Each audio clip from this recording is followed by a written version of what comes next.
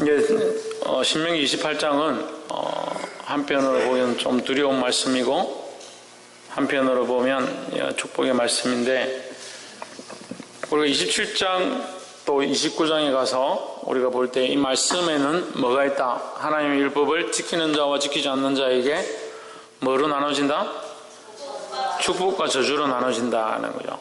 축복과 저주가 어떻게 나눠지느냐, 그걸 구체적으로 28장에서 그 축복과 저주에 대해서 이제 기록해 둔 겁니다. 그래서 28장은 축복과 저주의 장이다라고 볼 수 있습니다. 축복과 저주는 어떻게? 순종과 불순종에서 따라온다라는 거죠. 그럼 우리는 어느 길을 선택해야 되느냐? 순종의 길을 선택해야 된다. 누구를 순종하느냐? 하나님 말씀에 순종하는 거죠. 근데 이 사람들이 자꾸 뭘 빼먹냐면, 말씀을 참 잘 전하는 사람들도 말씀을 정말 멋지게 아름답게 참 조리 있게 전하는 것처럼 하는데 나중에 뭘 빼먹냐? 하나님 말씀, 하나님, 예수 그리스도, 십자가 이거 싹 뺍니다. 이거 빼면요 듣기가 굉장히 좋아요. 얼마나 듣기 편한 줄 압니까? 야, 저런 맞는 말이 어디냐, 저런 옳은 말이 어디냐, 그런 생각이 되는 거예요. 뭘 빼먹는다고요? 하나님 말씀, 예수 그리스도, 그 십자가, 반드시 그것을 얘기하는가 얘기하지 않는가, 그걸 구별할 수 있어야 됩니다. 세상에 다녀서도요, 세상에 다녀서 그냥 일반 강단에서도 이 순종과 불순종에서 얼마든지 얘기할 수 있습니다. 충성과 불충성에 대해서도 얼마든지 얘기할 수 있습니다. 효와 불효에 대해서 얘기할 수 있습니다. 얼마든지 할 수 있습니다. 하지만 뭐가 없느냐? 하나님 없이 하네, 하나님 없이. 하나님을 빼면요 다 되는 거예요. 오직 예수 그리스도, 오직 하나님의 말씀, 그렇게 가야 되는 거예요. 근데 또 예수 그리스도, 하나님, 거기다 어머니 하나님, 부처님, 마리아님, 이래가 다 그 짬뽕 하는 사람들 있어요. 이건 가정한 거죠. 이건 가정한 거죠. 하나님의 거룩함이 있는 곳에 세상에 거룩하지 아니한 것들을 갖다 붙이는 겁니다. 이게 사단이 하는 가장 전략적인 일들 중에 하나예요. 그 자신을 섬기는 것처럼, 그렇게 될 수 있는 것처럼 착각하게 만드는 거예요. 그래서 세상과 화합해야 되고, 절대 그럴 수 없습니다. 절대 세상과 화합이 안 됩니다. 우리가 물론 세상에 내려가서 봉사하고 낮아지고 더 낮은 자리에 가서 그 사람들이 이해하고 농담할 수는 있지만 그 사람들과 화합할 수 없어요. 왜? 우리가 섬기는 하나님과 그들이 섬기는 자들과 다르기 때문에, 우리가 할 수만 있으면 그들을 얻고자 하고, 할 수만 있으면 내가 헬라인처럼 된 것은, 내가 로마인 사람처럼 된 것은 그들을 얻고자 합니다 라고 했지만, 우리가 그들을 얻기 위해서 우리가 그 사람들이 되는 건 아니에요. 그 사람들처럼 돼서 그 사람을 하나님의 사람으로, 그리스도의 사람으로 구원하고자 하는 것이지, 우리가 그 사람들하고 같아지면 안 돼요. 그러니까 아멘 하면서 실제로 사는 거는 세상 사람들처럼 사는 거예요. 내가 오늘 화장 좀 했는데 예쁘냐? 사진 찍어서 올리고. 내가 오늘 맛있는 거 먹었는데 얼마나 부럽지, 보기 좋지, 그럼 사진 찍어서 올리고.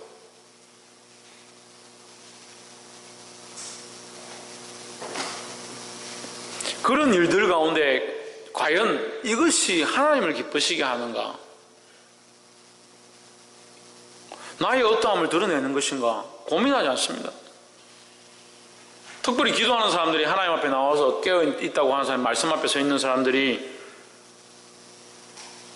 자기 삶의 영역들을 자기 자랑하고, 자기 미모를 자랑하고, 자기 먹는 거 자랑하고, 자기 입는 거 자랑하려고 자기 삶의 영역들을 그렇게 쓰고 있는 것이 안타깝습니다. 그럼 맛있는 거 먹으면 축복이고 얼굴이 이뻐지면 축복입니까?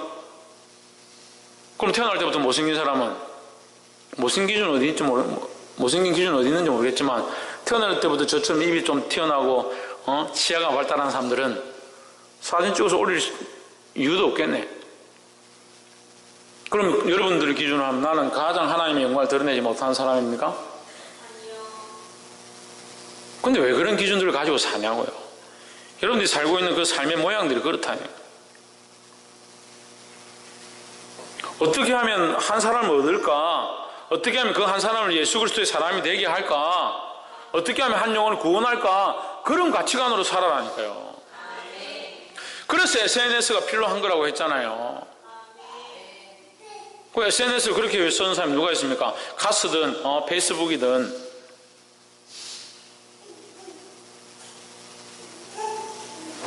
말씀을 전하고 하나님의 사랑을 전하고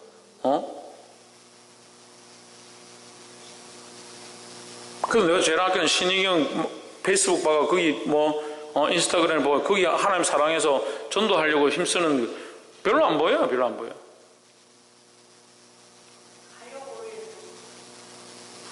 최원영 뭐 하는지 모르겠어. 진성경이 뭐 하는지 모르겠어. 천정민이 뭐 하는지 모르겠어. 하나님의 마음이 거기 흘러가고 한 영혼을 얻기 위해서 뭘 하고 있는지 모르겠다고요. 그러면서 순종과 불순종에 대해서 말하는 게 맞냐고요. 보게 되기를 주의 이름으로 축복합니다. 28장 1절에 내가 내 하나님 여호와의 말씀을 삼가 듣고 내가 오늘날 내게 명하는 그 모든 명령을 지켜 행하면 내 하나님 여호와께서 너를 내게 세계 모든 민족 위에 뛰어나게 하실 것이라. 이 소원은 우리에게 있죠. 이런 소원은 있죠. 모든 민족 위에 뛰어나게 될 것들에 대한 소원은 있죠. 근데 뭐는 없습니까? 뭐는 없습니까? 지켜 행하고 순종할 마음은 없어요. 그래서 순종하는 게 안 되니까 뛰어나가기가 힘든 거예요. 2절에 내가 내 하나님 여호와의 말씀을 순종하면 이 모든 복이 내게 임하여 내게 미치리니 했습니다. 하나님 우리에게 저주를 주기 원하시느냐? 그렇지 않습니다. 하나님의 마음은 우리에게 복을 주기 원하십니다. 그럼 하나님의 복받을 일들을 해야 하는데 이 복받을 일이 뭐냐? 그 말씀에 순종하는 거죠. 이것보다 명쾌하면 이것보다 쉬운 게 어디 있습니까? 하나님의 말씀을 순종하면 우리에게 복을 주시겠다는 거예요. 어떤 복을? 모든 복을 주시겠다는 거죠. 3절에 성읍에서도 복을 받고 들에서도 복을 받을 것이며 4절 내 몸의 소생과 내 토지의 소산과 내 짐승의 새끼와 우양의 새끼가 복을 받을 것이며 5절 내 강주리와 떡반죽 그릇이 복을 받을 것이며 6절 내가 들어와도 복을 받고 나가도 복을 받을 것이니 했습니다. 들어가도 복을 받고 나가도 복을 받는다. 네가 들어가는 곳마다 복을 받고 네가 나오는 곳마다 복을 받는다는 거예요. 할렐루야. 우리 성도들이 좀 그랬습니다. 첫 번째 중요한 게 뭐냐? 하나님 말씀에 순종하면 우리에게 축복이 있다라는 거예요. 근데 다른 건 순종을 잘하는데 말씀에 순종을 잘 안 하죠. 말씀에 순종해야 합니다. 뭐하라고? 말씀에 순종하라고. 두 번째 10절 봅시다. 너를 여호와의 이름으로 일컬음을 세계 만민이 보고 너를 두려워하리라 했습니다. 11절에 여호와께서 내게 주리라고 내 열정에 맹세하신 땅에서 내게 복을 주사 내 몸의 소생과의 숙축의 새끼와 토지 소산을 많게 하시며 12절 여호와께서 너를 위하여 하늘의 아름다운 복을 열으사 내 땅의 때를 따라 비를 내리시고 내 손으로 하는 모든 일에 복을 주시리니 내가 많은 민족에게 꾸어줄지라도 너는 꾸지 아니할 것이요 13절 여호와께서 너로 머리가 되고 꼬리가 되지 않게 하시며 위에만 있고 아래에 있지 않게 하시리니 오직 너는 내가 오늘날 내게 명하는 내 하나님 여호와의 명령을 듣고 지켜 행하며 14절 내가 오늘날 내게 명하는 그 말씀을 떠나 좌루나 우루나 치우치지 아니하고 다른 신을 따라 섬기지 아니하면 이와 같으리라. 아멘 안 합니까? 이것이 여러분에게 있기를 소망합니다. 제가 이 지금 해찬이를 안고 이 말씀을 제가 해찬이한테 축복했어요. 머리가 될지언정 꼬리가 되지 않고 모든 민족에게 꾸어질지라도 꾸이지 않기를 소망합니다. 이 말씀은 우리가 그 축복의 말씀으로 참 많이 쓰는 말씀인데 이 말씀 우리가 이게 암기하고 또 내 가족이나 친척이나 또 내가 축복해야 될 대상에게 이 말씀으로 가르쳐야 되는 거예요. 그래서 아이들도 놓고 기도하면 돼요. 놓고 아이들 부모가 이렇게 잡고 하나님 이 아이가 머리가 될지언정 꼬리가 되지 않게 하시고 모든 민족이 꾸어줄지언정 꾸어주지 않도록 해주십시오. 이렇게 축복 기도를 하면 되는 겁니다. 그런데 조이찬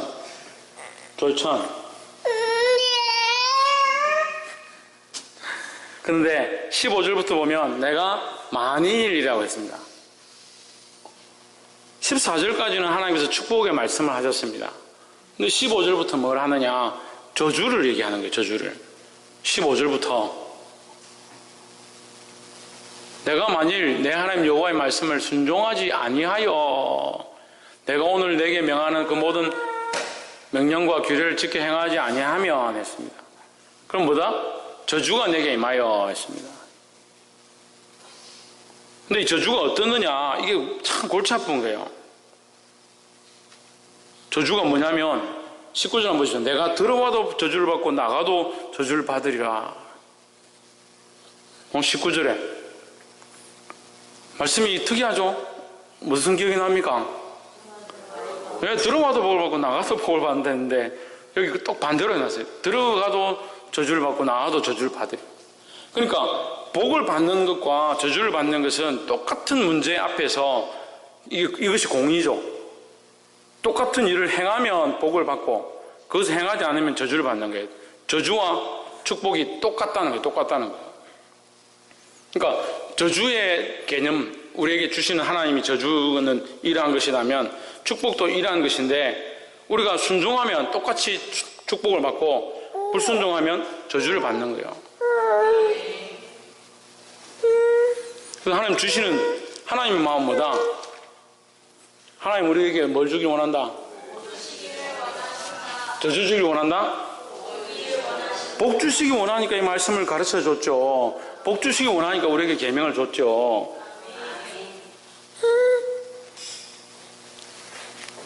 이제 안 떠들겠다고? 이제 안 떠들겠다고?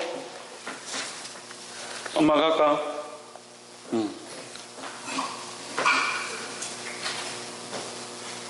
너희들 본다.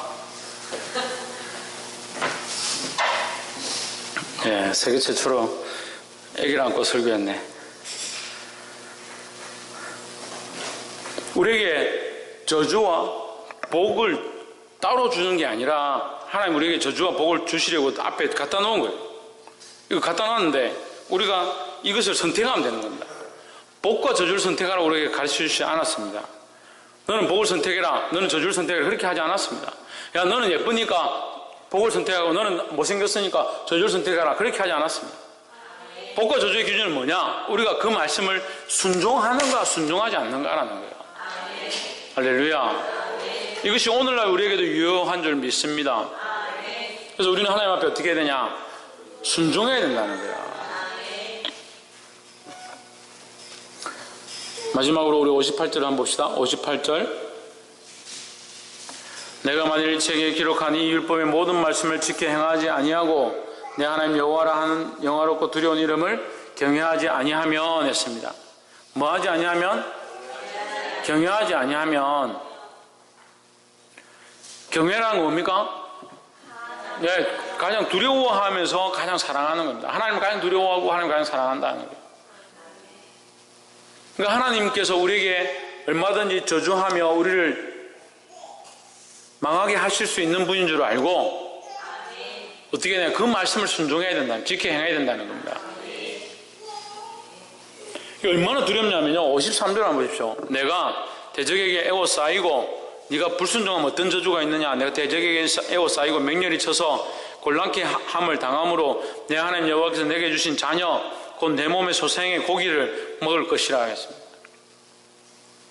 얼마나 저주를 주냐면 가장 비참한 저주인데 배가 고파서 자기 자식을 삶아 먹는 거예요.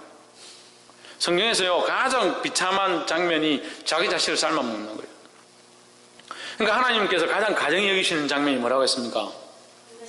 네, 자기 자식을 불에 구워서 드리는 것을 가장 가정히 여긴다 했습니다. 그런데 우상들이, 이방 족속들이 이 짓들을 하는 거예요. 그러니까 결국 하나님을 불순종하고 이방을 섬기는 자들은, 우상을 섬기는 자들은 결국 그 말로가 뭐다? 자식을 삶아 먹는 것과 똑같은 모습이 되어버린다는 거예요. 얼마나 무섭냐는 거예요. 자기 자식을 삶아 먹는다는 게 오늘날 자식을 삶아 먹을 사람은 없겠죠. 오늘 자식 삶아 먹을 사람은 없겠죠. 그런데 이 말씀은 무슨 말이냐면 자기 자식을 빼앗겨버린다. 자기 자식의 생명을 빼앗겨버린다는 거예요. 한 번 더 올까?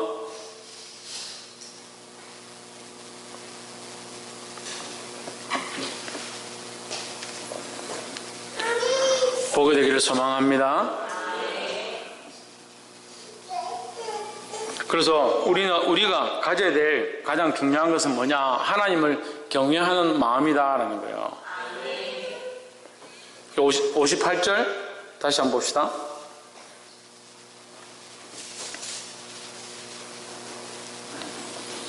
내가 만일 책에 기록한 이 율법의 모든 말씀을 지켜 행하지 아니하고 내 하나님 여호와라 하는 영화롭고 두려운 이름을 경외하지 아니하면 59절 여호와께서 너의 재앙과 내 자손의 재앙을 극렬하게 하시리니 그 재앙이 크고 오래고 그 질병이 중하고 오래일 것이라 했습니다.